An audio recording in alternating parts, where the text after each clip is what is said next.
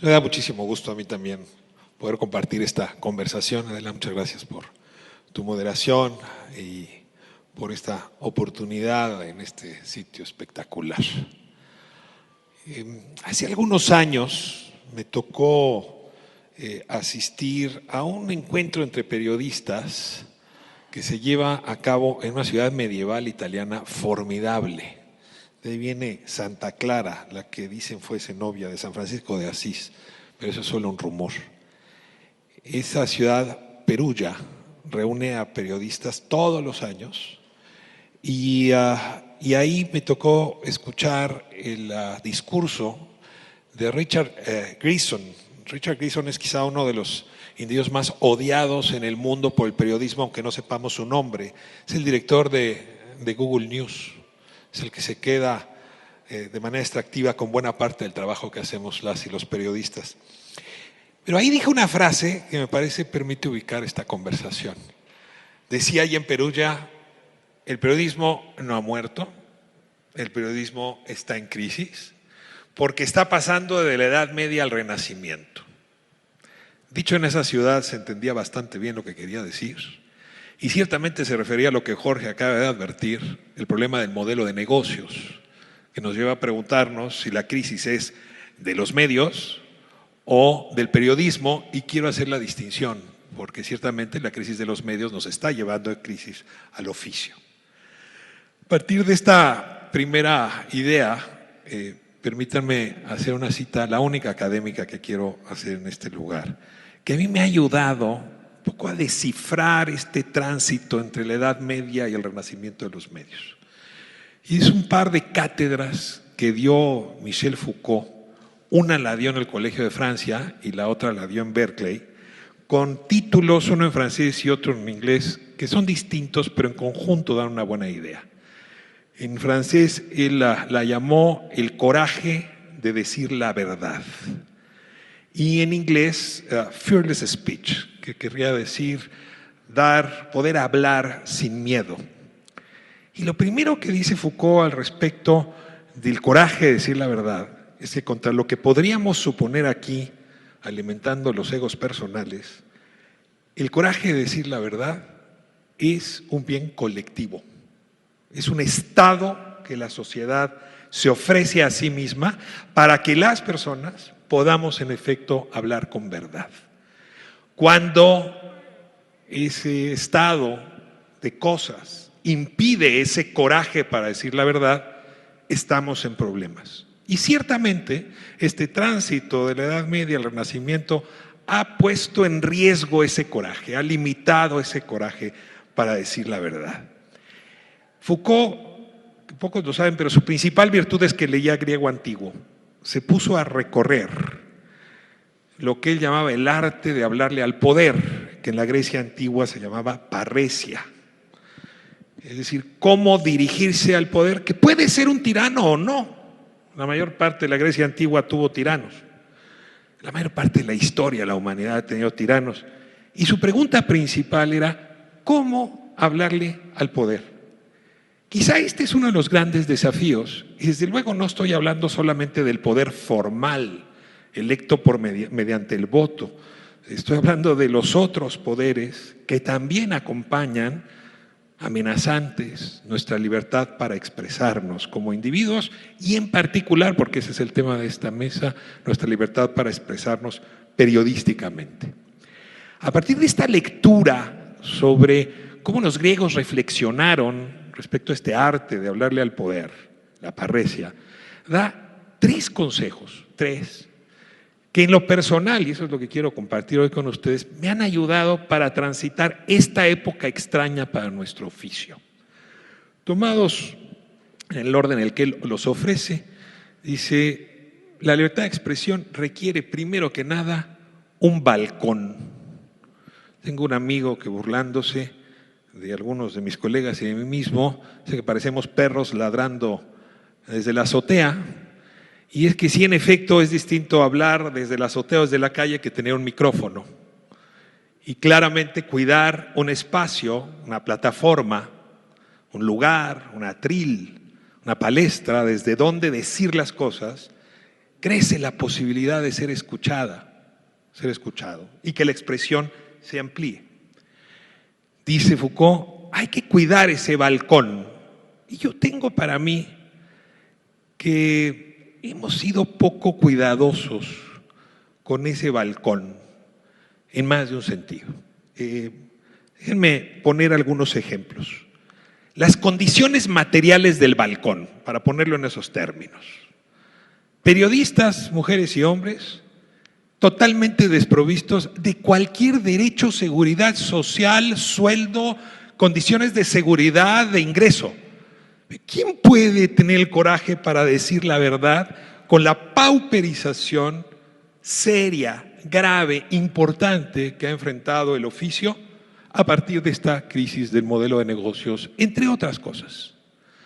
Y en esa lógica no hay condiciones materiales para cubrir temas tan complicados que algunos de mis colegas se animan a hacer, pero no es lo mismo hacerlo hoy en Michoacán que como lo podemos hacer nosotros de pronto desde aquí. Cubrir un hecho de sangre en Aguililla o en Sonora es posible, investigarlo no. Una cosa es decir cuántos muertos hubo y cómo, y cronicar el acto violento. Periodista que se atreve a investigar quién era el muerto y cuál fue el origen, investigar, no una filtración solamente, sino profundizar en la filtración, trabajando en la zona, no tiene condiciones materiales para poder hacer su trabajo. Y luego vienen lo que yo llamaría las condiciones éticas también para celebrar el trabajo. Tengo como incomodidad que en efecto el conflicto de interés hasta hace muy poco había sido irrelevante. Podía uno, diría Enrique Serna, vender el silencio, es decir, decidir sobre qué temas no se hablaba, o podía uno obsesionarse con cierto tema, mientras al mismo tiempo, y bueno, Luis Videgaray se encargó de mostrarlo, pues se contrataba a ese periodista como publicista, o como consultor, o como estratega de comunicación.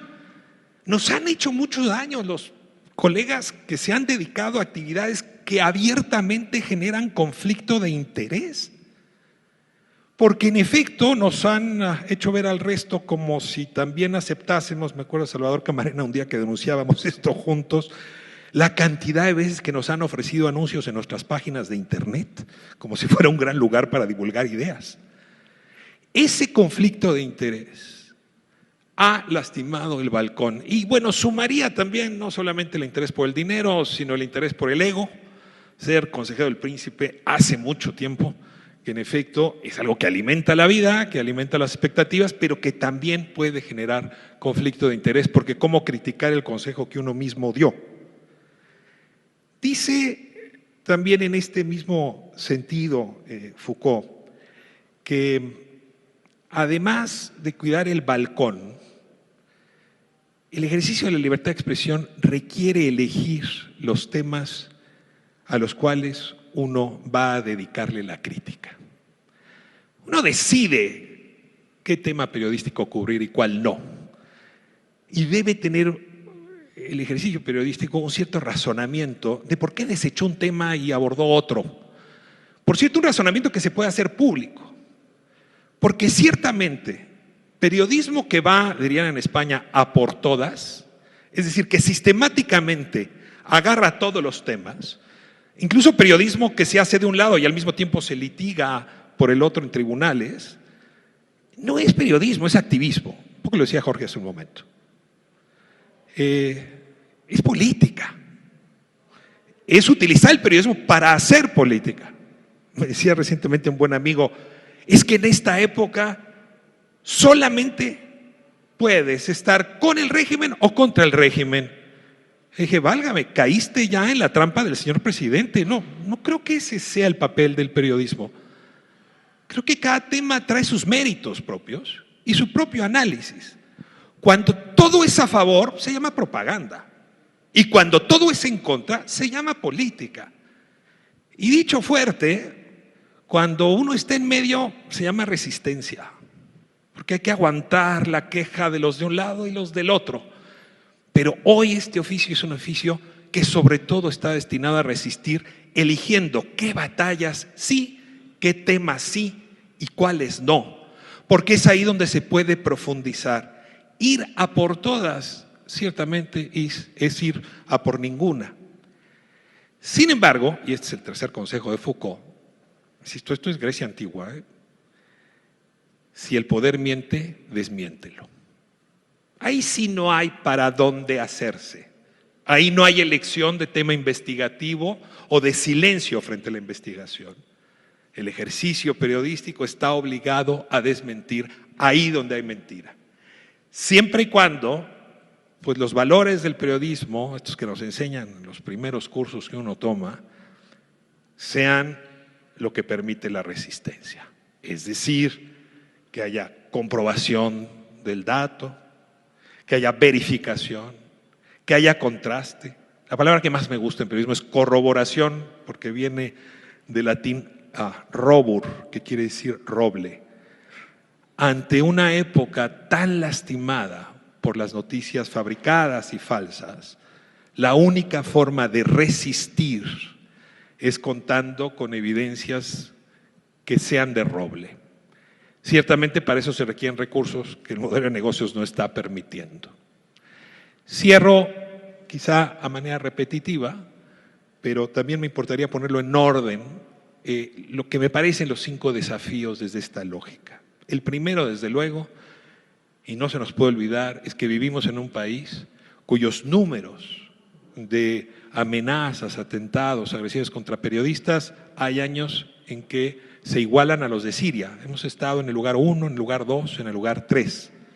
Ese ha sido el problema más importante y ciertamente un gremio que no ha sido capaz de reaccionar nacionalmente para proteger las condiciones materiales y sobre todo de seguridad de nuestras periodistas y periodistas varones. Segundo, es el modelo de negocios que tendrá que reinventarse. Ahora hay una disputa muy seria con las grandes plataformas. Nadie sabe dónde va a acabar, pero ciertamente si continúa como va, hoy que se llevan 6 de cada 10 pesos de la publicidad, acabarán llevándose mucho más. Pero nuevamente aquí, el gremio divorciado, fraccionado, separado, no ha dado buenos resultados para estas negociaciones. Uno observa negociaciones en Australia, negociaciones en Argentina, ¿no?, que traen modelos de conversación con las plataformas que están dándole la vuelta al tema del modelo de negocios y que me parece que solamente pueden ocurrir si una agregación de intereses, no de los dueños de los medios, sino de periodistas, pero desde luego con los medios donde trabajamos. El reto de la revolución tecnológica, decía Jorge y Adela, que no es nuevo, y sin embargo sí tenemos que aceptar que la producción noticiosa y la distribución es más barata, no solo para nosotros, sino también para los políticos, para cualquier actor público. Y así como es una virtud para producir información y divulgarla, es un vicio porque las mismas barreras de entrada son bajas para la producción de noticias fabricadas y su divulgación. Y cierro con el último tema que me parece el más importante, la compra y coacción de las expresiones periodísticas. Creo que este es un tema que nos puso en situación muy vulnerable y que si no lo atendemos, así como en su momento se hablaba de la compra y coacción del voto, la compra, 5,000 millones de pesos en la administración anterior, que sirvió, si yo fuera Peña Nieto, para nada. Y hoy una distribución de esos dineros, particularmente arbitraria, pero bastante funcional, y una parte de esa distribución muy oculta, porque no me creo que muchos de los bots que aparecen todos los días en las redes trabajen de a gratis. Pero también la compra la ejercen los poderes oscuros, ¿no? También están comprando periodistas para hacerse publicidad, también están comprando para mandarle mensajes al de enfrente. Es decir, son distintos poderes en la compra de la expresión pública. Y cuando la compra no funciona, viene la coacción y ahora pareciera que se vale absolutamente todo. Desde luego el nombramiento en quién es quién, en las mentiras de quien miente, ¿no? Pero también está la coacción que me atrevería, hoy están enfrentando científicas y científicos de CONACYT. O está la coacción que podría enfrentar hoy cualquier periodista en los estados por orden de gobernadoras y gobernadores.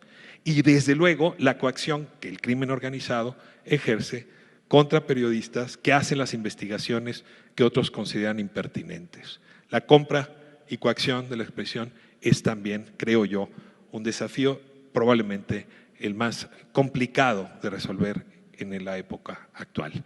Con todo, la pregunta yo la reformularía hoy, según estos mismos argumentos: ¿cómo construir una sociedad que tenga el coraje de decir la verdad o que hable sin miedo, que hoy no me atrevo a decir que tengamos? Muchas gracias.